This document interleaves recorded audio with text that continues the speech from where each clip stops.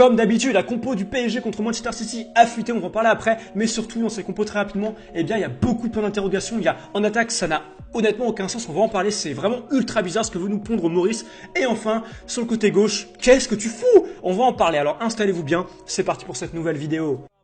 Caillou de coke, rencontre montagne de caviar. La Rousseau t'a donné son plan de carrière. Je les pèse, je les poisse comme dit Maria. Avant de démarrer très rapidement, je vais parler en 3 secondes de la compo de City. Kevin De Bruyne sera titulaire normalement, il revient bien. Il y avait une grosse incertitude, il était sorti blessé contre je sais plus quelle équipe en première ligue, mais il sera là, il n'y a plus aucun doute dessus. Et surtout, eh bien, abonnez-vous et lâchez un like pour la vidéo, pour le référencement et pour me faire plaisir.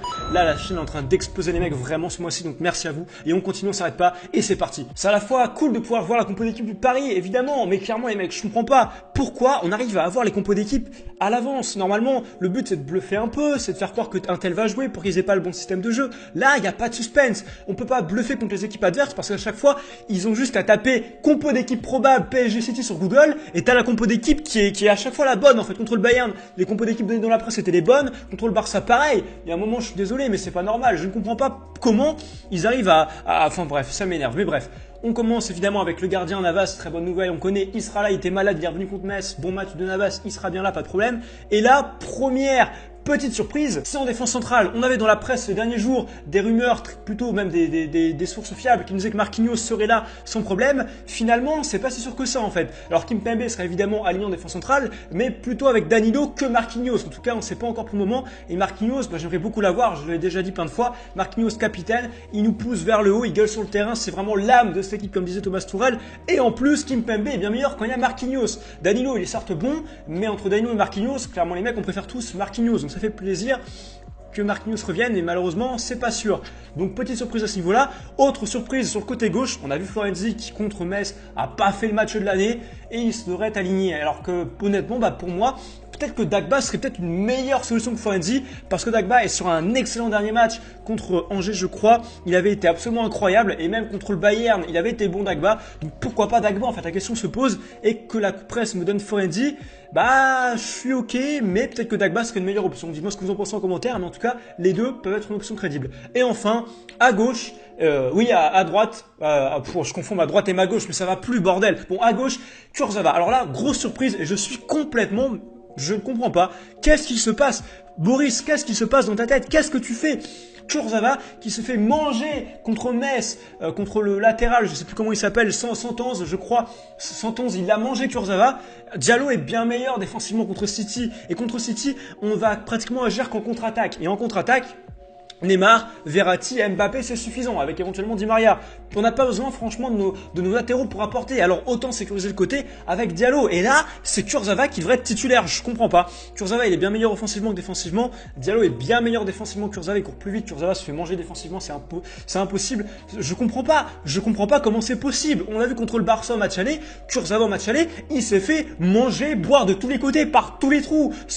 Faut employer les termes, moment les mecs. Je suis désolé. C'est la vérité. Kurzawa, il s'est fait allumer. Pourquoi alors il veut mettre Kurzawa contre les grands ailiers de City, les Mahrez, les Sterling? Pourquoi est-ce qu'il met Kurzawa en fait? Je comprends pas Maurice. Qu'est-ce qu'il y a dans ta tête Maurice? C'est pas possible. Diallo, pour moi la question se pose même pas. Encore sur le côté droit, Florenzi Dagba, la question se pose. Autant là sur le côté gauche, non, Diallo doit être titulaire. Je comprends pas. Franchement, je comprends pas. Donc première grosse mauvaise nouvelle là vraiment sur le côté gauche et c'est pas fini.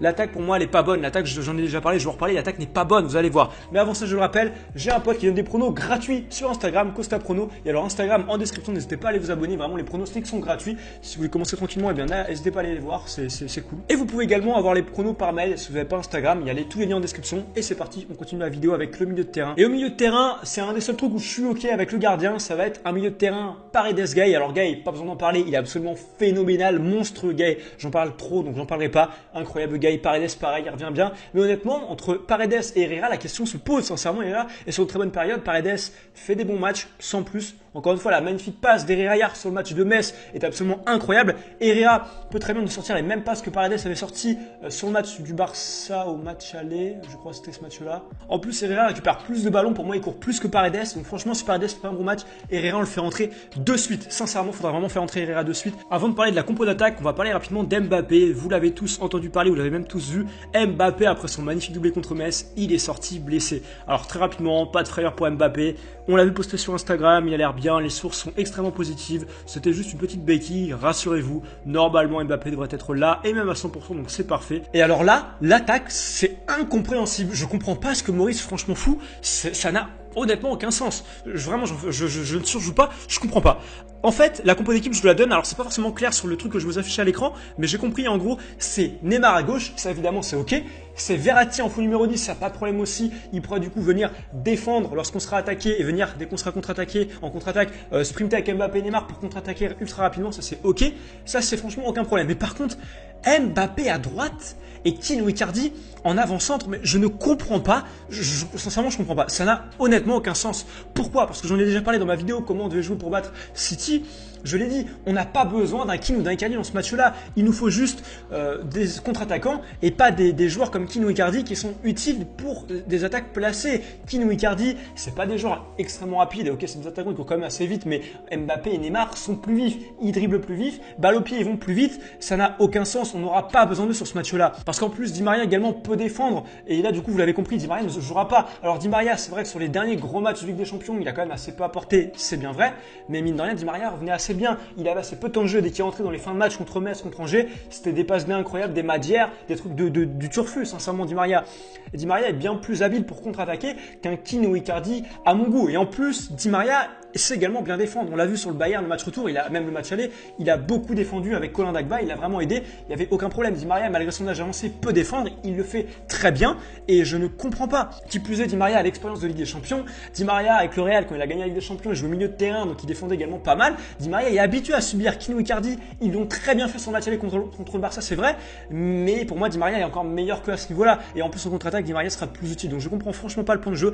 Honnêtement, je vous le dis, à mon goût, de ce que j'ai étudié contre Manchester City, ça n'a aucun sens. J'espère que Maurice a un plan de jeu qui n'est pas le mien, mais j'espère qu'il en a un, parce qu'autrement c'est catastrophique. Je vois pas l'intérêt de cette compo. Il y a plusieurs doutes. Il y a évidemment le côté gauche, il y a évidemment l'attaque. Après voilà, je fais confiance à mon entraîneur, c'est vrai, mais franchement quand j'ai étudié moi-même le sujet, je comprends sincèrement pas. Dites-moi ce que vous en pensez. Lâchez un like, abonnez-vous à Costa Prono sur Instagram ou leur mail pour avoir des pronos gratuits. Crevez pas, salut, bisous.